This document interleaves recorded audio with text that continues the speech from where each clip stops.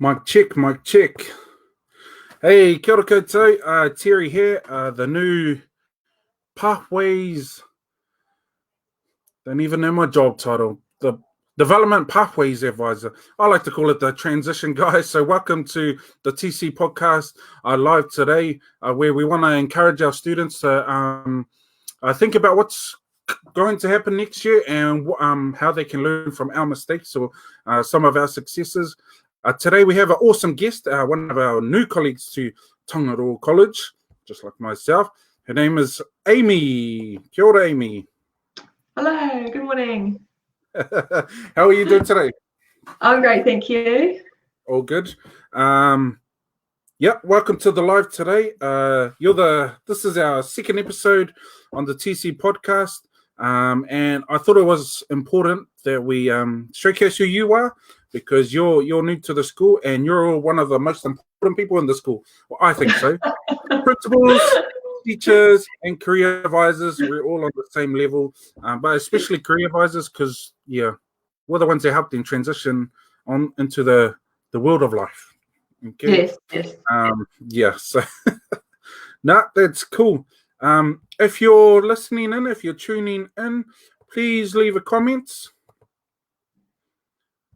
Okay, please leave a comment. We can see them and answer, and we can try to answer them as we go along. Sometimes we forget, like me and Brian were just having an awesome conversation last time, and I forgot forgot about all the comments, so that's why we brought it on at the last minute. But if you got any comments, please say hello. Please ask some questions, fire them away. We want to, answer as many questions as we can while we do this live. So, Amy, our first question today. Tell us your background and where you're from and what school you went to. So, I'm from the Bay of Plenty. I grew up in Tauranga, and I went to Tauranga Girls College. So that's my hometown, and I just love going back there for visits. That's cool. So Tauranga. So you grew up all around that school? So you went primary around that way as well? Yeah, Gresham Primary and Tauranga Intermediate. Okay. Don't know where it is, but it's somewhere in Tauranga. Okay. Yeah. Is that close to the mounts? No.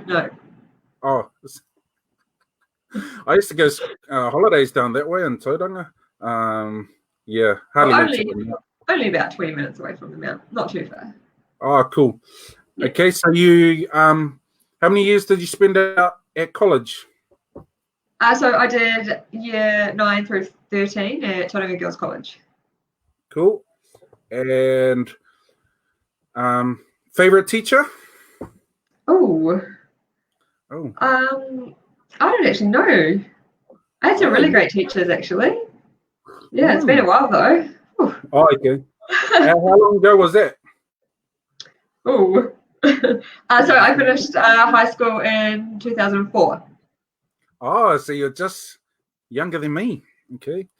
Just a fraction. Yeah. Which is, I'm usually the youngest, but now you're the youngest. No, that's cool. So Tauranga High School. Awesome. So next question. What did you want to do when you left school? So when I left school, I didn't know what I wanted to do in my last year of high school. I actually found it really difficult to make that decision. And something that I want to pass on to the students is don't do what I did. So what I did is, I knew that I wanted to work with people and I was interested in tourism. But as all of the senior students at school were going away to university and had plans, I thought, hey, sounds great. Let's leave home. Let's go away. So I moved to Dunedin and studied at Otago Polytechnic, a tourism course.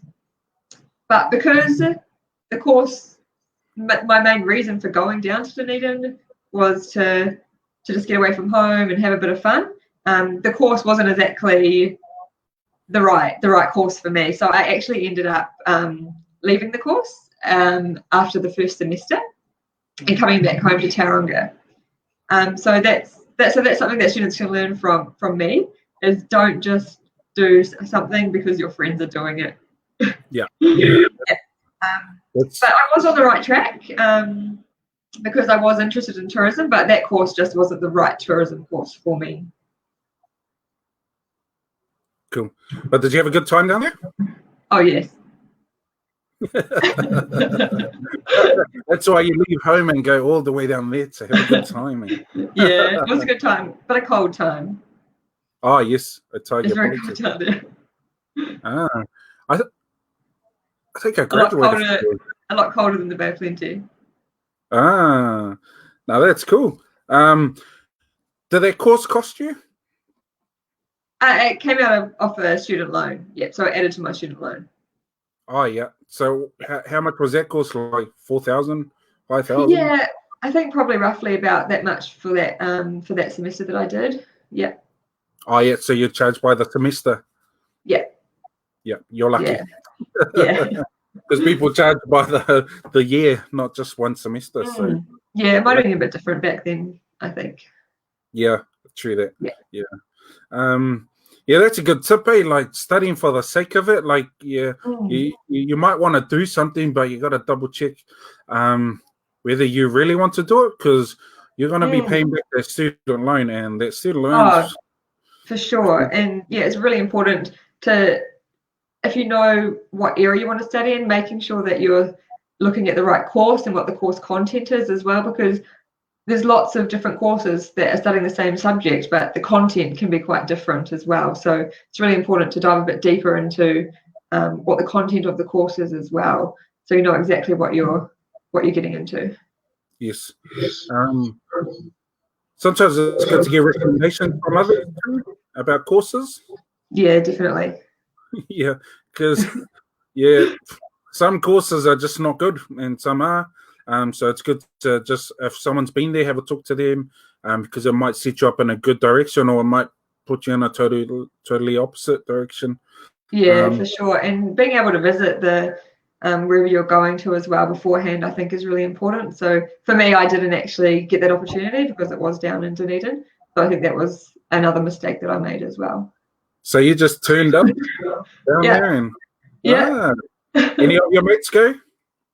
There was a few friends from school that went down to Dunedin as well to study in different areas. Oh, yeah. So you went along with that bunch, or sort of? Yeah.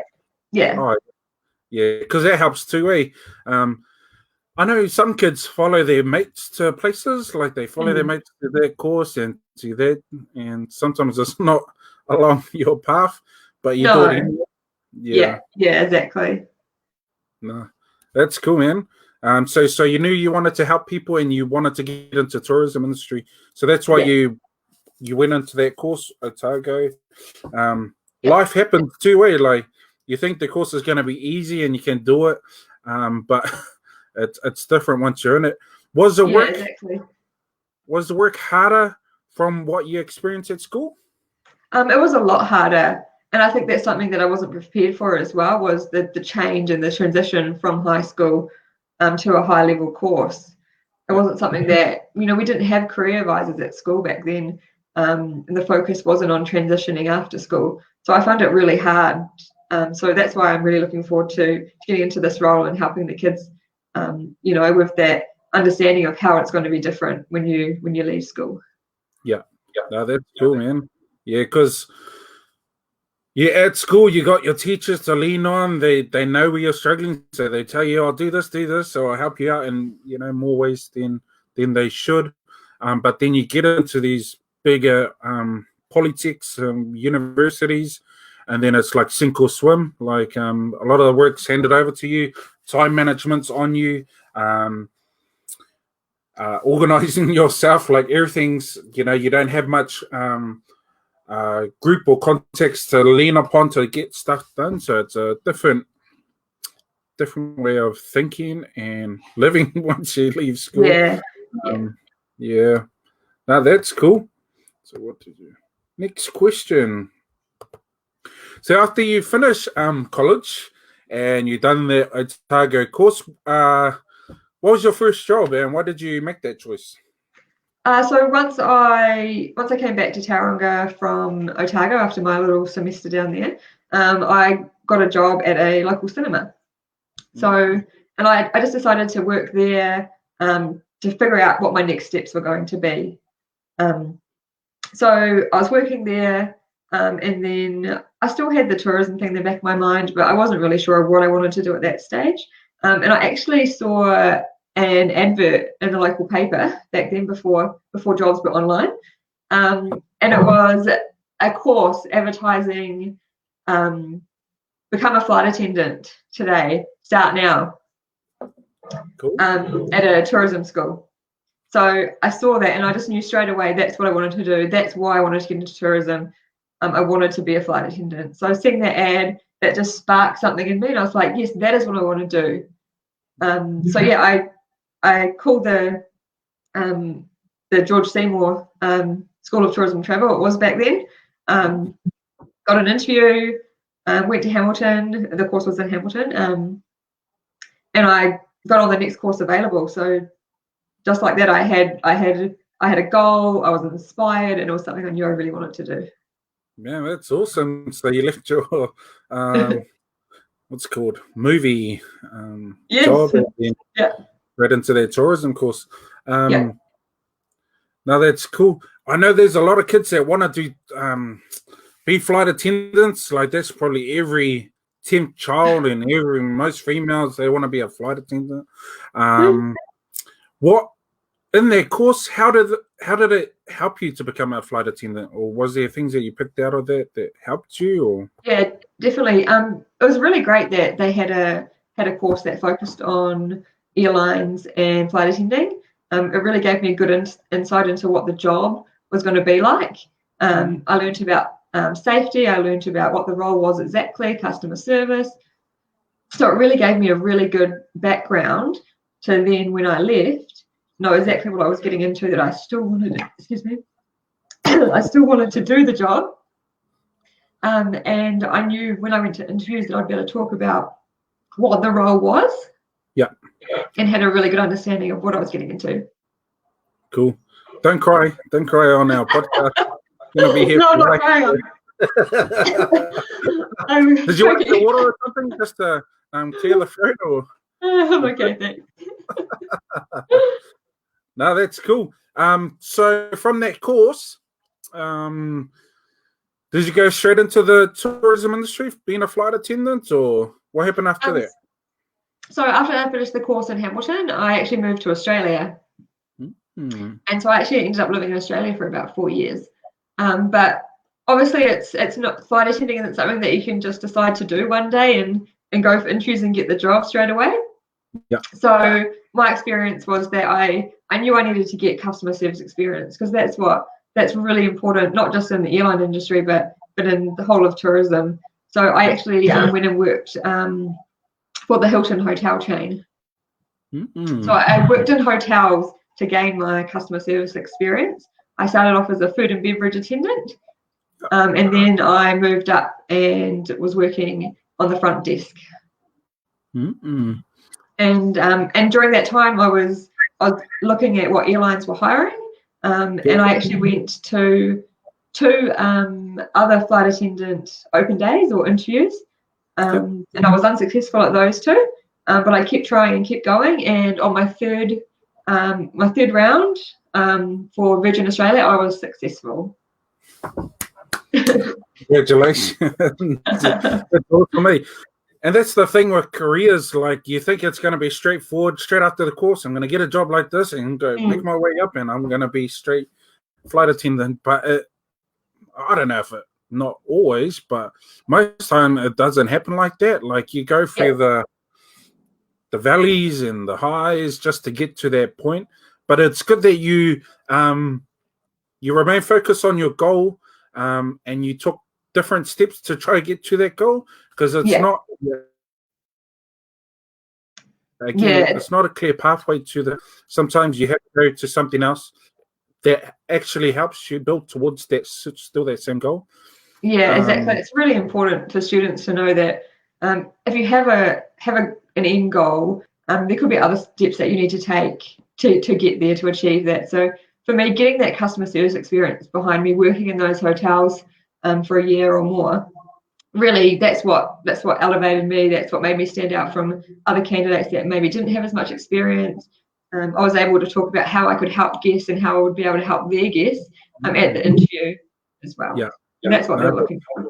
Yeah, that's cool. That totally relates, the hotels into like being a flight attendant. It's pretty much the same thing. You're helping customers, you're serving customers. No, that's cool. That's a cool stepping stone towards that way. No, that's really awesome. So that's how long was that after you left school? You got into the tourism industry. So probably it was probably a year. So a year that I left school 2004. Yeah. And I would have spent the next year 2005 studying. Yeah. And moved to Australia in 2006. And then when did you become a flight attendant? I think it was about maybe a little over maybe 12 months after that, maybe 18 months. Oh, okay. So about 2008? Yeah, I think so. No, that's cool. Yeah, because like for me, I wanted to help people, but it took like 3-4 years in order for me to get into the job where I'm actually helping people. Like, exactly. But that's another thing. Like, there's a process to getting to where you want to get to. There's not just leave school and then you're in your dream job. Like, if it was that easy, I think we're all in our dream jobs. But there's those stepping blocks. No, that's cool. So, what were some of the perks of being a flight attendant? People want to know. Definitely the travel. Yeah. So I got to visit some amazing countries, and not just from being a flight attendant. I've had a few other jobs in the tourism industry as well. So one of the perks is definitely the travel. So I've been to America, South Africa, Thailand, Fiji, Italy, Austria, and Switzerland. And that's just through working in the tourism industry. That's not personal travel. So that's cool. I think you get like a real cheap discount, when you're working for those big flight centers and stuff. Yeah, you can get some good deals for yourself and family members as well. Yeah. I just come back from a trip to London. Was it London? Yep, that way. I think it was about $1,000, and we got into Premier. Was it Premium Economy? Yeah. And that was just through one of our mates that worked there in New Zealand, and she was able to give us some of her perks, and we traveled that way. So definitely big perks to it. So the tourism industry is definitely a lot of hard work, but there's some good rewards as well. Yeah. And what would be your normal hours for a flight attendant? I know it's like... There's no normal. So one of the main flights that we did from Sydney to LA, the sign-on was 6 p.m. at night. Yeah, so that's when you started work. And that was you had a 13-hour flight ahead of you. 13 hours. Yeah. And then would the next week be a different flight or the same flight, or? Yeah, it could be different. Yeah. At a different time, you might have a morning flight. So it's sort of your whole life. It's definitely a lifestyle. Yeah. Some amazing places. So when you get there, you get your own hotel as well, and that you stay with the crew. Are you normally there for one day and then you fly out, or? Yeah, it just varies on the airlines, what their routes are like at the time. So you might have a 1-night stopover or a 2-night stopover, depending on when the next flight back is, and also depending on there's rules and regulations about how long you're flown for and how much rest you need. Oh, okay. Yeah. No, that's awesome. Somehow I am double thing. No, cool. We'll get on to the next question. No, that's awesome. I love the tourism industry. Like, I think it's a big pathway for our kids, but again, they have to be stepping towards that. Customer service is probably hands down what you need. Like, one of my mates, she got offered a job at Air New Zealand, or maybe within the airport and stuff, just because she met someone in a cafe, and just because she's nice, personable, good talking. Just that's kind of how I know. Customer service is probably the biggest way. The way you present yourself and talk and being kind. Cool. Next question. Oh, we've just got a question I can see from Anam. What made you want to change careers, and will you miss your old job? Oh, Yeah, so that's a good. I always get asked this question because I did love being a flight attendant. It was a great job. I did yep. it for about 3 years. I was flying international, so there's a lot of jet lag with that and a lot of time away. So I wanted to I wanted to move back home to New Zealand because I was living in Australia at that time. And Yep. two, I wanted to get out of shift work and see what a 9 to 5 job was like, and having a bit more of a routine and a schedule and having some weekends off. Yeah. And Yeah, you like so- it better? What's that, sorry? And you like it better now? I just think it's a different stage of your life. Yeah. I think when you're younger, you can do the flying and going everywhere and doing that type of stuff. But once you get a bit older and settle down with your family, Yeah. Just want to be at home a bit more and yeah. I still love to travel for holidays, but I don't need to do it every day for work. Yeah, no, that's cool. Yeah. Thanks for the question, Anam. I hope it's Anam. Best place you've been in the world? A little place called Innsbruck in Austria. So a little ski town, surrounded by mountains, just beautiful. No, that's awesome. I think we've done Greece. Greece was all good. Nice. Yeah. So yeah, some of those places like that. Cool. Get into this question, eh? Keep firing in your questions away too, Whānau. Those who are watching, just put it in the comment and we'll ask Amy. So next one, what is your role at TDC and what compelled you to become this role? So I'm the new career advisor. So I used to be a travel and tourism tutor in one of my past roles. So I got to work with students in that role, and I also did career preparation with the students as well and helped them get into work within the tourism industry. That was a part of the role that I really enjoyed and was really passionate about, getting to see students, complete their course and then get their dream job within the tourism industry, or get the job that they were going for. It's such a great feeling to see that achievement, and that's what led me to come into this role as a career advisor. Oh, that's awesome. You're bringing those experiences in the tourism industry and bringing it to Tangaro College. Yes, yeah. No, that's awesome. I think it's, career advisor role is pretty generic, across the way. But what I've seen over the years is that, like, it's the ones that care and actually make things happen are the best career advisors. Like, people say, "Oh, come see me," but then they don't do stuff, or or making sure that their information is relevant and up to date as well. That's probably something important as well, because some of the career advisors I've seen, they're a bit more older and old teachers. A lot of them, is they come from teaching from the school, and then they're thrown in their position. Then you question, like, how relevant is the information to the thing? Nothing wrong about them, but it's just, I think career advisor role is a really important role within the school, especially for the kids, giving them the best before they leave, so that they have all these opportunities and the right information to do what they need to in life. No, that's cool. So we've got another question here from, I think it's Brands. Thank you for the question, Brandon. How do you think your experience can assist students at TC? My man. Yeah, good question.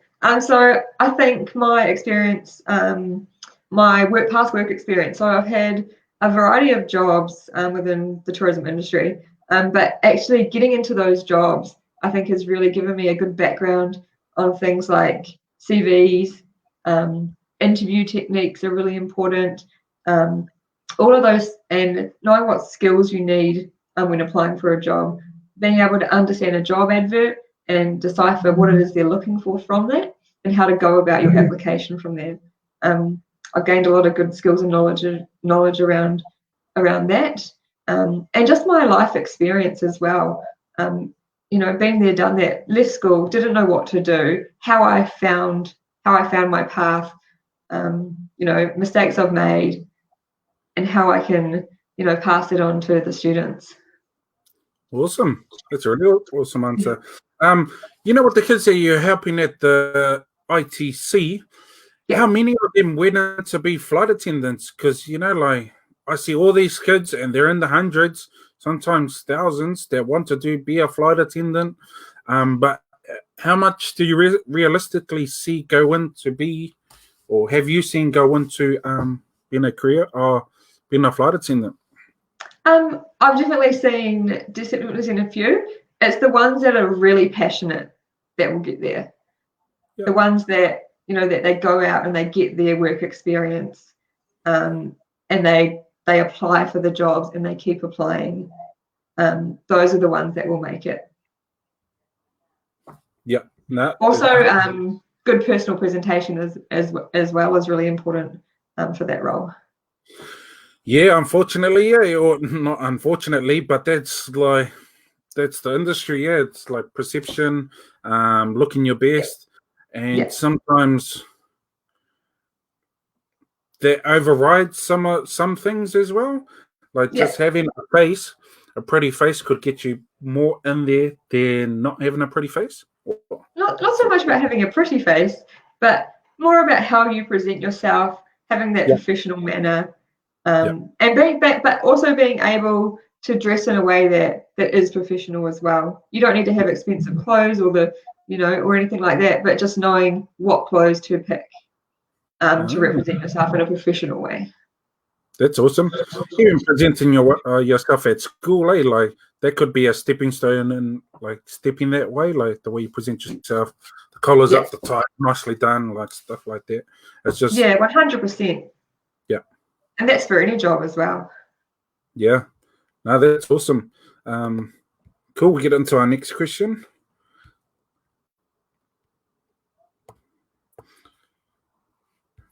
What advice do you have for TC students? So advice would be never give up. So just like my journey into becoming a flight attendant, there's knockbacks, there's setbacks. You're not going to get your dream job straight away, straight out of college. You're going to have to work for it. So just don't give up. And use to take that advice and use it at school as well. If you get a not achieved, just don't give up and think it's hopeless, it's useless, I'm not going to get there. Have another go. Just keep on trying. And don't let your friends influence you. If you really want to do something and someone says, oh, no, you can't do that, just keep up. Just keep trying. Just go for it. Yeah.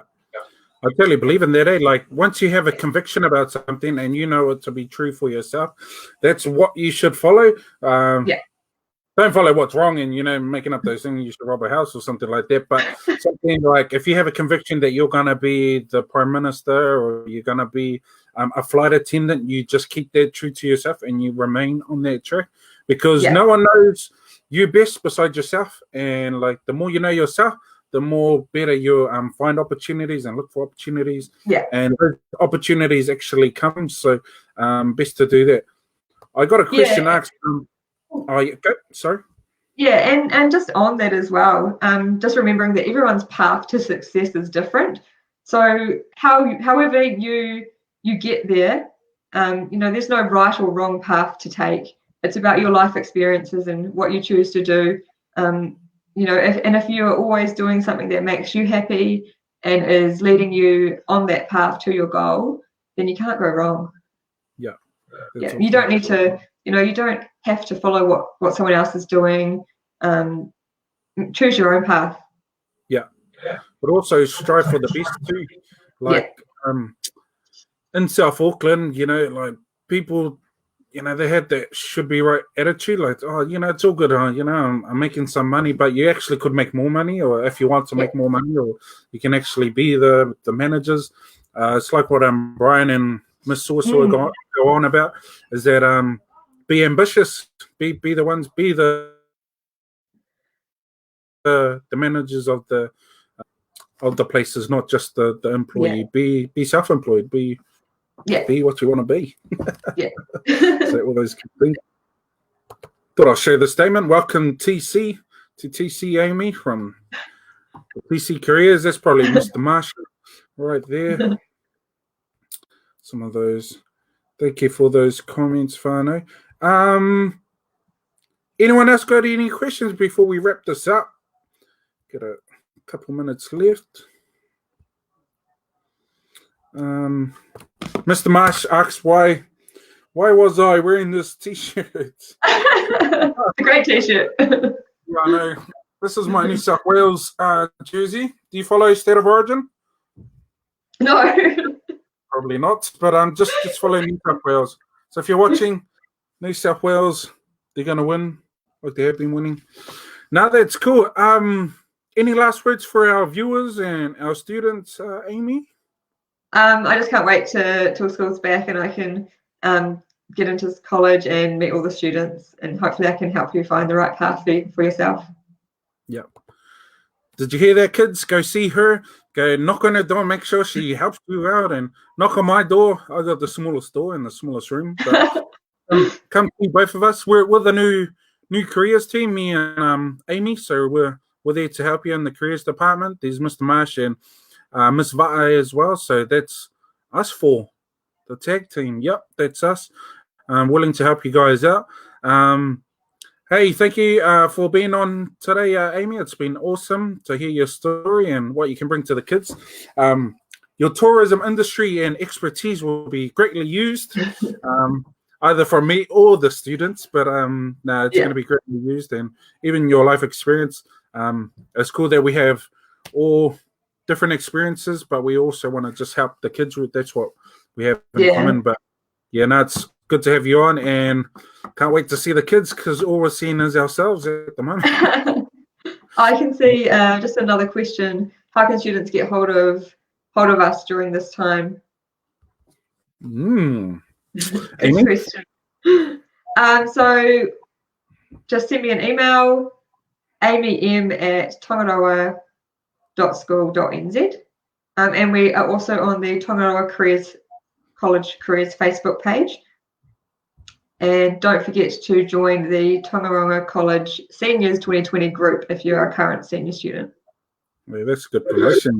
I'm going to cut that up and throw it into the group. Yep. So on the there's a TC group, Seniors 2020 group. Get attached to that. Students are going to start calling you Mrs. or Miss McPhail. Is that how you say it?